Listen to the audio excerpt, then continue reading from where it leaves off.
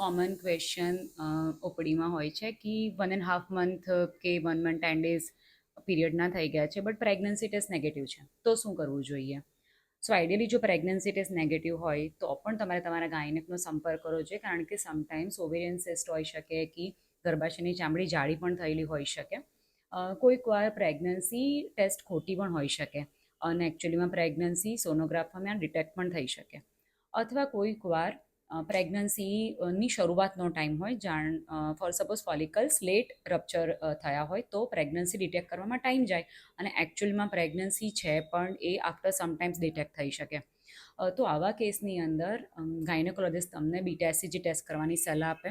એક ટેસ્ટ છે જેનાથી એક્ઝેક્ટ અમાઉન્ટમાં હોર્મોન ડિટેક્ટ થાય છે, જેનાથી તમને આઈડિયા આવી જાય કે કેટલા સમયની અંદર તમારી પ્રેગ્નન્સી એકચ્યુઅલી સોનોગ્રાફીમાં ડિટેક્ટ થશે. સો પ્રેગ્નન્સી ટેસ્ટ નેગેટિવ હોય તો પણ તમારે પ્રેગ્નન્સી નથી જેવું ખાતરીથી માની લેવાની જરૂર નથી. તમારે તમારા ગાયનેકોલોજિસ્ટનો સંપર્ક કરવો અને સોનોગ્રાફી કરીને એની કન્ફર્મેશન લેવી. Thank you.